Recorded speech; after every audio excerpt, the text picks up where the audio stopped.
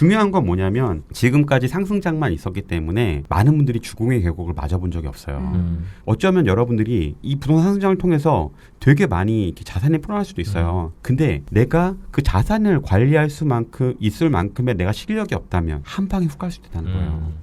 이걸 명심해야 돼요. 일대의 부를 일군 부자들은 한 가지 공통된 사고를 가지고 있다네. 인생은 영원하지 않아. 그리고 인생에서 행운이란 건 손에 꼽힐 정도로만 와. 따라서 한정된 기회를 자기의 것으로 만들려면 배틀을 많이 휘둘러야 돼. 저는 이 문장 읽을 때 이것도 좀 되게 약간 뭐라고 해야 되지? 좀 신기했어요. 그러니까 왜냐면은 여기서 말하는 게 배틀을 많이 휘둘르라고 하잖아요. 네. 근데 보통 저도 그렇고 되게 막 이렇게 신중하고 조심해야 되고 이렇게 생각을 하거든요. 근데 그게 이제 투자 외에 다른 거라고 하면은 이 책에 있는 내용이 말이 되겠다는 생각이 들더라고요. 그러니까 내가 직접 돈을 넣는 행위를 안 하더라도 투자는 할 수 있잖아요. 그러니까 뭐 예를 들면 모의 투자를 해본다거나. 근데 그런 거를 아예 안 하게 되면은 내가 거기서 실력을 쌓고 그 다음에 기회를 잡을 수 있는 거를 점점 잃어버리는 거니까. 얼마 전에 그 코칭을 한번 했는데 그분이 본인이 놓친 기회를 되게 안타까워 하시더라고요. 근데 또 이게 뒤늦게 공부를 하다 보니까 자기가 놓친 게 보이는 거야 이제. 그쵸. 원래는 그냥 별 생각 없었을 건데 공부를 자꾸 하다 보니까. 근데 항상 공부할 때 항상 늦었다는 생각은 예전에 그거는 누구나 했던 것 같아요. 저도 했던 것 같은데요. 21살인 분도 오셔가지고 늦었다고 하시더라고요. 지난번 오셔가지고. 20대 분들이 어딨어? 저 너무 늦지 않았어요? 그러니까요. 제가 이걸 더 빨리 일찍 읽었다. 너만 책을 제가 고등학교 읽었다면 그냥 하시더라고요. 그렇게 공부를 하면서 내가 놓쳤다는 걸 알게 되잖아요. 그러면은 대부분 사람들이 어때요? 여기서 책의 표현대로 하면 배틀을 휘둘렀어야 되는데 내가 왜 멍 때리고 있었지? 이제 이렇게 되잖아요. 근데 저는 그거를 아는 게 일단 첫 번째 단계고, 그거는 뭔가 나중에 내가 배틀을 휘둘러서 안타를 치든 홈런을 치든 뭘 하는 사람은 분명히 그걸 후회하는 시기가 다 누구나 있다는 거죠. 근데 대부분 사람들이 그것 때문에 제가 요즘에 진짜 황당하다니까요. 막 뭐 어디 인터넷이나 저희 카페 댓글이나 이런 데 보면 뭐 집 생각만 하면 우울해져요. 뭐 막 이 생각만 하면 너무 우울하고 힘들어요. 이런 분들이 되게 많아요, 생각보다.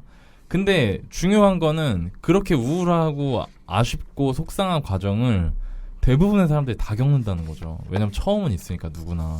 대신 내가 배틀을 휘둘러야 일이 생긴다라는 걸 알고 그 배틀을 휘두를 수 있도록 준비하는 게 평상시에 되게 필요하다는 거. 근데 거기서 두 부류예요, 딱. 저 집값만 생각하면 특히 막 이런 분들 있잖아요. 전세 살지 집 살지 고민하다가 전세 샀는데 집값 엄청 올라서 너무 속상하다. 그렇죠. 저도 그랬거든요. 저도 저 신혼집 얻을 때 3천만 원만 더 못했으면 집 사는 거였어요. 근데 못 샀거든요. 근데 그 아파트 값이 3배가 됐어요. 근데 그런데도 나중에 되게 아쉬웠죠. 그러니까 이게 되게 근데 이런 쫄보. 그렇죠. 완전 그러니까 쫄보도 아니야. 왜냐면 살 생각을 아예 안 했거든. 맞아요. 그러니까 아예 백지 상태. 근데 나중에 공부하다 보면 어떻게 돼요? 막 자기 머리 쥐어뜯잖아. 내가 왜 그랬을까? 왜 안 샀을까 이러잖아요. 근데 되게 웃긴 거는 저는 제가 그렇게 그냥 신혼집 구할 수 있는 시기에 날려버렸는데 나중 돼서는 어떤 생각이 들었냐면은 뭐 내가 그때 그 집을 샀으면 투자 안 했겠다 싶은 생각도 들더라고요. 오히려. 그러니까 내 집만 해버렸으면. 그러니까 중요한 거는 누구나 다 처음에 놓치는 아쉬운 공들 다 있고, 맞아요. 누구나 다 내가 미처 몰라서 혹은 두려워서 그냥 흘러가는 기회들은 다 있지만 그 뒤에가 문제라는 거예요. 그 뒤에 내가 놓쳤던 실수를 어떻게 볼 것인지가. 누군가는 좌절하고 막 우울해하고 막 계속 이제 탓하고 하겠지만 어떤 사람들은 내가 뭘 놓쳤지 하면서 그걸 복귀하고 나중에는 다시 그런 기회가 왔을 때 절대 놓치지 않겠죠. 그러니까 그런 게 되게 중요하고, 그러려면 항상 여러분들이 아쉬움이 남는 영역에 대해서 반드시 시도해야겠다는 생각을 평상시에 하셔야 될 것 같다는 생각이 들어서 이 문구를 소개하게 됐어요. 나인님 말씀을 드리니까 갑자기 생각이 났는데, 그 워런 버핏 이제 사무실에 가면은 거기에 그게 있대요. 그 타격의 과학이라는 책의 표지가 있대요. 이게 이제 테드 윌리엄스라고 미국에서 굉장히 유명한 야구 선수가 쓴 책이에요. 이 책의 내용이 뭐냐면 미국의 이 테드 윌리엄스라는 분이 왜 유명해졌냐면 이분이 유일하게 미국 메이저리그 4할을 친 분이에요. 그렇죠. 네, 근데 이제 왜 유명해졌냐면 이 사람이 왜 타격을 잘했냐? 이 사람은 자기가 칠 수 있는 코스의 공만 이제 노린 거고 자기가 못 치는 공 다 놓친 거예요. 그러니까 버핏이 아마 그거를 제가 볼 때는 사무실에 놔뒀던 거는 내가 칠 수 없는 공, 내가 잘 모르는 분야에는 손을 대지 않고 내가 잘 아는 분야에만 손을 대는 게 되게 중요하다는 거거든요. 저는 그랬던 것 같아요. 저도 이제 비슷한 투자 원칙을 갖고 있는데 저는 제가 지금까지 제가 투자해보면서 돈을 벌었던 걸 보면은 제가 잘 아는 분야에 잘 아는 지역에 투자하면 적어도 잃지 않더라고요. 근데 많은 사람들이 그냥 누가 돈을 벌었다고 하면, 그러니까 나는 잘 못 치는 공인데, 그러니까 저는 예를 들어 뭐 아파트이고 구축 이런 거는 제가 좀 전문으로 많이 하는 것 같아요. 근데 많은들이 재개발, 뭐 분양권 누가 돈 벌었다고 하면은 다 거기에 막 손을 대려고 하는 거예요. 문제는 거기에서 돈을 벌었다고 말하는 사람은 그 분야에서 그 코스를 굉장히 잘 치는 사람인 거예요. 근데 중요한 거는 내가 예를 들어 뭐 재개발 들어가서 돈을 벌려고 하는 것도 재개발에서 돈을 벌 만큼 내가 이제 경험을 쌓아야지 그 공을 많이 와보고 그 구질의 그 코스 뭐 커브나 이런 것들 많이 이제 연습을 해봐야지 할 수 있는 건데 문제는 이제 내가 내 실력을 뭐 하나 이제 뭐 예를 들어 아파트면 아파트 뭐 상가면 상가 빌라면 빌라 뭐 분양이면 분양 이걸 키울 생각하지 않고 누가 돈 벌었다는 거에 되게 혹해가지고 나도 그냥 그 코스에 공을 치면 다 돈을 벌 거라고 알지만 현실적으로 돈을 번 사람들은 내가 한 분야의 전문인 분들이 잘 쳐요. 중요한 건 내가 어떤 분야에서 내가 내 공을 쌓을 건지 그리고 사실은 한 분야에서 내 공을 쌓으면 충분히 돈을 벌어요. 근데 많은 분들이 보면은 다 여러 가지를 다 잘하려고 해요. 근데 그러면은 좀 어려워요. 근데 그렇게 돈 버는 거 못 봤어요. 저도 제가 딱 자신 있는 부분만 하려고 하지. 왜냐하면 내가 자신 분야만 돈을 벌어도 충분히 노후 준비 가능하고 경제적 자유까지 안 해요. 사실 월부 팟캐스트에 오신 분들도 보면은 각자 자기 주특기가 있잖아요. 그러니까 중요한 거는 내가 뭘 하냐가 중요한 게 아니라 그 분야의 주특기가 있냐 없냐가 중요한 거예요. 본인이 그냥 생각만 많이 하지 말고 많이 현장에서 부딪혀보고 해보라는 거죠. 매물도 많이 보고 그렇게 하면 그러면서 더 좋은 물건이 보이는 거니까 이게 막 보인대로 사람 이런 얘기는 아닌 것 같아요. 그렇죠. 훈련을 하라는 얘기인 것 같아. 약간 우물쭈물하지 말라는 얘기 같아. 그러니까 축구에서 그치. 생각하지 막 공을 말라는 몰고 가다가 거기서 막 자기 딴에 패스할까? 패스한다고 우물쭈물하다 뺏기잖아. 그러니까. 그냥 그럴 바엔 차라리 질러서 그 끝까지 해서 이제 골키퍼가 이제 다시 그 골킥을 하더라도 그렇게 끝까지 해서 그래서 어느 정도까지 갔으면 질러라. 그렇게 결단을 내려라. 이런 질러야 얘기지. 들어가든 말든 하니까. 그 다음으로 드릴 말씀은 43페이지에 있는 내용인데요. 돈을 다루는 능력은 많이 다루는 경험을 통해서만 키울 수 있어. 이건 결론이야. 처음에는 작게, 그리고 점점 크게. 제가 이 문구 소개해드린 거는 처음에는 작게 점점 크게 때문이거든요. 그 왜 그러냐면 투자를 안 해보시면 특히 이제 저희가 코칭을 하거든요. 근데 저도 코칭을 할 때 이제 되게 당황스러웠던 게 이분이 한 번도 집을 사본 적이 없어요. 한 번도 집을 사본 적이 없는데 9억짜리 집을 그냥 덜컥 사신 거죠. 근데 실거주로. 아니요. 본인은 실거주라고 하는데 전세를 넣고 샀어요. 왜 그랬냐면 왜? 돈이 안 되니까. 그치. 그러니까 말은 실거주인데 들어갈 수가 없는 언젠가는 실거주예요, 들어갈 갑자기. 실거주. 그러니까 그렇게 생각한 거야. 그건 뭐냐? 그건 뭐냐? 그냥 투자야. 투자죠. 그냥 투자인 거야. 못 본질은. 어차피 내가 들어가서 살고 그리고 자기가 아까 우리 앞에서 얘기한 대출이나 이런 거에 대한 개념이 없는 상태. 그러니까 내가 가능하다 아니다 이런 개념이 없이 그냥 마음이 급하고 사고 싶으니까 사버린 오르겠지라는. 거야. 그러니까 그러면은 어떤 일이 벌어지냐? 그러니까 뭔가 내가 어떤 투자라는 행위를 할 때는 반드시 리스크가 있어요. 그렇죠. 막 가끔 이런 거 물어보는 사람도 있어. 안 위험하면서 수익을 낼 수 있는데 없냐? 그런 게 어디 있어요? 실거주하면서 수익률도 많아. 그러니까 말도 안 되는 거. 그거는 급등할 말도 바로 급등할 지역을 조금. 그러면 로또 그렇죠. 그 하시라고 그래요. 네. 로또 그러니까 번호 그건 찍어서 말도 안 하세요. 되는 거고. 그렇다는 얘기는 내가 어떤 활동을 할 땐 분명히 리스크가 있다는 건데 투자에서의 리스크는 뭐냐면 사실 제가 보기에 그러니까 여러 가지 측면에서의 리스크가 있을 수 있지만 그냥 내가 넣는 돈이 얼마나인가가 그 리스크를 결정하는 거예요. 크기를. 그러니까 내가 돈을 작게 넣으면 리스크도 그만큼 덜한 거죠. 근데 대부분 사람들은 심리적으로 요동치거나 최근처럼 그럴 때 막 신용 매수하고 주식하시는 분들 부동산도 마찬가지예요. 막 레버리지 되게 심하게 써서 3억짜리 집 뭐 2억 5천 전세 주고 사는데 그 5천만 원도 다 신용이야. 그럼 사실 내 돈으로 사는 게 아무것도 없는 거잖아. 그러니까 그런 식으로 투자를 한다. 그러면 이제 리스크가 큰 거예요. 그런 부분들이. 그러니까 리스크를 줄이기 위해서 하나씩 차근차근 소액으로 시작해서 작게 시작해서 내가 나중에 눈이 터지면 그때 크게 하더라도 근데 지금 사람들은 너무 급하니까 내가 할 수 있는 영역부터 작게 설령 실수를 하더라도 작게 감당 헛스윙할 수 있게. 가능하게. 그렇죠. 감당 가능해. 왜? 이 전제는 이 행위는 한 번에 끝나는 게 아니다라는 전제가 있어요. 그러니까 투자로 돈을 벌고 내 목표를 달성하겠다라는 거에는 이거는 한 번의 투자로 내 인생이 다 바꿀 수 있다 이런 전제가 아니라 이걸 결국에 내가 잘해야 되고 꾸준히 계속 해나가야 된다는 전제이기 때문에 많이 버는 것보다 실패하지 않는 거 그런 방식으로 접근하는 게 되게 중요해서 이 문구를 소개해드렸어요. 내가 만약에 전 재산을 걸었는데 그 실패를 했어. 사실 실수요로 그런 걸 많이 물어보시더라고요. 그래서 또 저한테 개인적으로 보신 분들도 굉장히 많이 물어보세요. 예, 특히나 이제 지금 뭐 서울에 굉장히 집값이 오른다고 얘기하니까. 근데 이제 만약 거기서 실패했을 때를 어떻게 생각하는지를 생각해봐야 되거든요. 네. 또 투자라고 하면은. 네. 그러니까 이제 이런 부분들을 생각하지 않으면 본인이 좀 어렵고 그런 것 때문에 사실은 본인이 처음부터 홈런을 칠 수 없기 때문에 그건 또 어떻게 보면 운이 훨씬 더 큰 작용을 하기 때문에 본인이 소액으로 조금씩 경험을 쌓으면서 하는 것들이 나중에 더 낫지 않을까라고 생각이 들어요. 네. 네. 다음은 41페이지에 있는 내용인데요. 사람에게는 각자 자신이 다룰 수 있는 돈의 크기가 있거든. 다시 말해 그 돈의 크기를 초과하는 돈이 들어오면 마치 한 푼도 없을 때처럼 여유가 없어지고 정상적인 판단을 내리지 못하게 되는 거지. 이거를 읽으면서 아 내가 그때 그래서 그랬구나라는 생각이 들었어요. 그러니까 제가 이제 투자를 시작했는데 저라는 사람을 냉정하게 봤어요. 제가 그러니까 기다리지 않아도 되는 상황 저는 그게 순전히 운인 거예요. 그러니까 뭐냐면은 사람들이 힘들어하는 게 내가 뭔가 투자를 했는데 즉각적인 성과가 안 나오거나 이런 거를 되게 힘들어하잖아요. 맞아요. 근데 저는 제가 잘해서 그런 게 아니라 제가 시기가 좋은 시기에 투자를 했기 때문에 그게 바로바로 확인이 되면서 나간 거예요. 그러니까 그게 저한테 어떤 영향을 줬냐면 재밌는 거야. 이보다 더 재밌는 게 없어. 그쵸. 왜냐면 내가 투자를 하면 계속해서 꾸준히 좋은 결과들이 있으니까 회사에서도 너무 힘든 거야. 하루에 10시간을 회사에 있는데 부동산으로 돈을 좀 벌었다고 하더라도 뭐 내가 잘해서 한 것도 아니잖아. 솔직히 그냥 지가 올라간 거지. 그러면은 회사에서 하루에 10시간을 있는데 그 회사에서 내가 다른 사람들하고 관계가 별로 좋지 않거나 그냥 됐어 그냥 뭐 열심히들 하네 막 이러면서 회사 다니면은 나만 손해인 거예요. 나만 힘들더라고. 되게 힘들었어요 저는. 그래서 제가 그때 마음을 좀 바꿔 먹었거든요. 근데 이 글을 읽으면서 제가 그때 생각이 나는 거예요.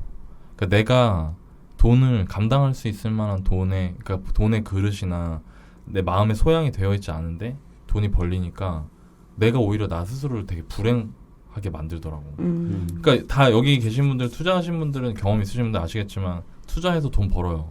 그거 막 기분 좋은 게 막 몇 달 가요? 그게 아니니까 그냥 보면은 수익이 났네. 끝. 이건 올랐네. 거야. 되게 좋지. 처음엔 좋지. 근데 계속 그 시간이 지나면은 그런가 보다 하고 나는 일상을 살아야 되거든. 맞아요. 근데 내 일상에서 내가 그러니까 쉽게 말하면 그냥 허파에 바람 드는 거예요. 허파에 바람 드는데 대부분 다 불행해. 허파에 바람 들면. 아무리 돈이 돼도. 제가 그때 제 생각이 났고 제가 이 얘기 왜 했냐면 들으시는 분들 중에도 투자를 통해서 돈을 번 분도 있으실 거고 또 실수요로 실거주로 집을 샀는데 또 그 집값이 되게 많이 올라가거나 이런 경험 있는 분도 있으실 거고 근데 그게 내 삶의 영역을 침범하지 않게 내가 다른 것들을 우습게 보지 않게 내가 살아가면서 감사해야 하고 소중하게 생각해야 될 것들을 쉽게 지나치지 않게 하셨으면 하는 바람으로 그 부분을 인용해서 말씀을 드렸어요. 저는 사실 이 문구를 보면서 약간 좀 다른 생각이 들었는데 이제 얼마 전에 부동산에서 전화가 왔더라고요. 그 집을 이제 매도할 생각이 없겠냐.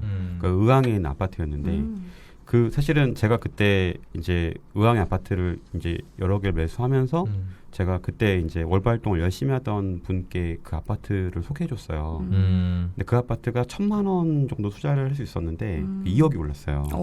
그래서 제가 이제 저는 이제 준공공 등록돼 있으니까 그분 저 말고 그분한테 이제 얘기를 해라라고 얘기했더니 그 부동산 사장님이 그분은 그 해에 팔았다는 거야. 그 해에 한 1,000만 원, 2,000만 원 올랐는데 팔았다는 거야. 그 아파트가 2억에 올랐는데 이게 뭔 말이냐면 사실 근데 이런 케이스가 되게 많아요. 그러니까 제가 뭐 실전반이나 이럴 때 할 때 했던 아파트들이 결국에 다 오르는데 쟤는 왜 올랐는데 얘는 안 올라? 이러면서 그렇게 하다가 기다리면 사실은 싸게 사놨다면 오르는 건데 그러니까 내가 내 그릇이 없고 그러니까 내가 내 판단하는 통찰력이 없이 누군가를 그냥 믿고 심지어 나한테 기회가 왔어. 되게 소액으로 사실 1,000만 원 투자해서 2억 벌 수 있는 거는 괜찮은 거잖아요. 근데 이제 이거를 내가 내 그릇이 없으면 작으면 여기 나온 것처럼 뭐 내가 다룰 수 있는 돈의 크기가 너무 작은 그릇을 갖고 있다면 그 기회도 놓쳐 날리는 거야. 내가 당장 결과를 욕심내는 것보다도 내가 거기서 실력을 기른다 생각하면 사실은 돈은 따라온 건데 과정만 열심히 한다면 내 그릇을 열심히 키우려고 한다면 그 근데 지역을 이제 믿질 못하는 거지. 그러니까 내가 투자를 할 때 사실은 아니, 너 받았냐면 믿지 못하는 거. 그게 아니라 저를 알려줬으면 전 안 파는데. 근데 이제 그런 건 있는 것 같아. 뭐냐면 날 알려줬어. 그게 아니라 사실은 그게 문제인 거야. 날 믿었던 게 뭐냐면 내가 내 스스로가 이게 내가 자신이 있고 얘가 충분히 싸다는 생각을 하고 있고 얘는 저평가돼 있다라는 거를 확신이 있고 샀다면 절대 안 팔았을 거야. 근데 그런 게 아니라 그냥 너바나님이 여기 좋다고 얘기를 하고 그냥 여기 또 이제 괜찮은 소액으로 투자 가능하니까 투자했는데 자기는 불안한 거지. 이제 여러 가지 또 여기서는 또 이게 아니다. 그분이 그거 갖고 경매했어요 나중에. 근데 안 돼서 결과가 이상하게 됐어. 아무튼 결과적으로. 근데 이제 좀 약간 좀 그러니까 뭐 그런 거에 있지. 약간 여러 가지로 이제 그러니까 저도 그러니까 저를 믿어 투자하면 안 돼요. 중요한 거는 내가 내 스스로가 얘가 싸다는 확신이 있어야 돼. 그리고 그런 확신들은 매물을 많이 보면 볼수록 보여요. 얘는 되게 그 지역을 많이 볼수록 보여요. 근데 이런 것들이 그러니까 누군가를 믿는 게 아니라 자기 스스로가 이건 정말 괜찮은 거구나라고 보일 때까지 자기가 이제 노력을 하면 보이는데 그게 아니라 이제 누군가를 믿어가지고 하게 되면은 그게 좀 어렵더라고. 어려워요, 진짜. 135페이지에 있는 내용입니다. 오픈한 지 한 달 뒤에도 매출은 순조롭게 올라갔습니다. 죽음의 계곡도 겪지 않고 말이죠. 게다가 별다른 홍보도 하지 않았으니 전 아주 운이 좋았다고 생각합니다. 모든 가게는 고객이 제로인 상태에서 출발하기 때문에 수개월에서 1년까지 적자만 난다는 죽음의 계곡도 각오했었는데 실제로 뚜껑을 열어보니 생각보다 더 많은 이익이 난 것입니다. 저 여기서 죽음의 계곡이라는 단어가 되게 많이 와닿았어요. 여기서 이 극 중에서의 주인공은 본인이 이런 죽음의 계곡이 없이 잘 돼서 운이 좋았다 이렇게 얘기했는데 그러니까 모든 일에는 죽음의 계곡이 있지 않을까라는 생각이 많이 들었었고요. 보통 일반적으로 사람들이 읽는 책에는 그런 얘기가 많잖아요. 스토리가 기승전결이 있고 어떤 주인공이 막 하다가 막 고비를 맞아요. 고비를 맞았는데 그 고비를 슬기롭게 혹은 운이 좋아서 잘 넘기고 결국에 성공하는 성공 스토리들이 많잖아요. 근데 현실이 그럴까? 근데 현실은 아닌 것 같아요. 현실은 계속 있는 것 같아요. 죽음의 계곡. 그러니까 없어질만 하면 생기는 것 같아요. 죽어야 끝나. 그러니까 죽음의 계곡은 내가 죽음의 계곡으로 들어가야 끝나나 봐. 왜 계속 나와? 문학적인데? 네. 그러니까 이게 왜냐면 저도 뭐 제 개인적으로도 그렇고 제 주변을 봐도 그렇고 투자를 시작해도 죽음의 계곡이 있고 투자가 조금 나아지면 또 다른 데서 어려운 일이 생기고 막 이러잖아요.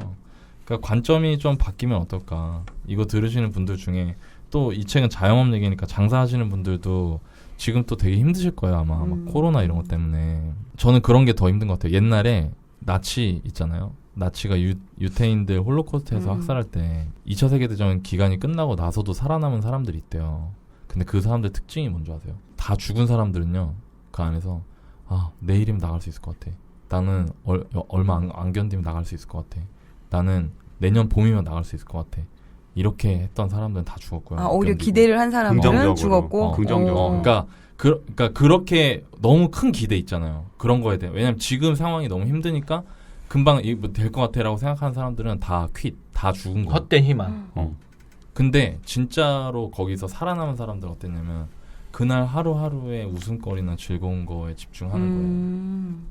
그러니까 거기가 막 수용소라고 하더라도 같은 유태인들끼리 있으면서 장난도 치고 농담도 하고 밥 먹으면서 뭐 얘기도 하고 우리 힘들지만 저 같은 사람이 알기 어려울 정도로 힘들겠죠. 근데 그렇게 한 사람들이 오히려 더 오래 가는 거예요. 그러니까 제가 이거 보면서 그러니까 사실 이 문구 소개해드린 거 이 문구 자체의 의미보다는 죽음의 계곡이라는 단어가 되게 의미가 있는 것 같아서 소개를 해드린 건데 죽음의 계곡이 없어지겠지? 내년에 없어질 거야. 내후년에 없어질 거야. 라고 생각하면 나 오래 못하는 것 같아. 더. 나인님이 말씀하신 걸 자주 그 기사를 봤는데 긍정이란 말이 좋게 보는 게 아니래요. 긍정이란 말의 명사를 따져보면은 네이버에 쳐보니까 사물에 대하여 그 존재 방식을 있는 그대로 받아들이는 것이라는 거예요. 좋게 받아들이는 게 아니라 내가 지금 현재 긍정이라는 게 난 현재가 내가 처해진 상황이 더 나아질 거야가 아니라 원래 있는 그대로 잘 받아들이는 거가 긍정이라고 하더라고요. 중요한 건 뭐냐면 사실은 저도 이 얘기를 꼭 해주고 싶었어요. 지금까지 상승장만 있었기 때문에 많은 분들이 주공의 계곡을 맞아본 적이 없어요. 어쩌면 여러분들이 이 부동산 상승장을 통해서 되게 많이 이렇게 자산이 불어날 수도 있어요. 근데 내가 그 자산을 관리할 있을 만큼의 내가 실력이 없다면 그 돈을 다룰 수 있는 그 실력이 없다면 그 사람이 만약에 그렇게 탐욕에 의해서 내가 더 큰 돈을 벌고 싶다는 탐욕에 의해서 무리하게 확장을 한다면 한 방에 훅 갈 수 있다는 거예요. 이걸 명심해야 돼요. 그러니까 내가 뭔가 내 돈이 들어오면 항상 생각해야 돼요. 내가 그만큼 내 스스로가 감당할 수 있는 사람인가? 내가 그만큼 실력을 갖고 있나? 근데 이거를 그러니까 내가 이런 리스크 대비, 내가 가진 거에 대해서는 리스크 대비나 돈을 관리할 수 있는 능력을 공부하지 않으면, 그리고 내가 최악의 상황에서 내가 어떻게 될 수 있지라는 걸 미리 준비하지 않으면 이렇게 죽음의 거기 오는 순간에 한 방에 훅 간다는 거예요. 제가 느끼는 바는 이 책에 이 책도 마찬가지로 저도 이제 느끼는 바는 부자의 그릇처럼 이 그릇을 키운 사람들은 이제 돈이 따라오는데 네. 그러지 않고 그냥 내가 어떤 일편적인 정보나 이런 걸로 인해서 돈을 벌려고 하는 사람들은 결국은 내가 볼 때는 좀 힘든 것 같아요. 아까 그리고 말한 것처럼 내가 판단하는 능력이 있거나 아니면 내 옆에서 정말 훌륭하게 판단해 주실 사람이 내 곁에 누군가 있거나 멘토가 그렇지 않다고 하면은 사실 좀 약간 이런 판단 하에서 계속 미스가 날 수가 있거든요. 네. 그러니까 근데 그 미스에 따라서 돈 가격 금액 차이가 엄청 나는 거지. 그러니까 이런 부분들을 조금 잘 이렇게 본인이 지금 당장 내가 이렇게 돈이 있든 없든 그 과정에서 그릇을 키우려는 노력을 얼마나 했는지를 좀 고민해보면 좋을 것 같아요. 네.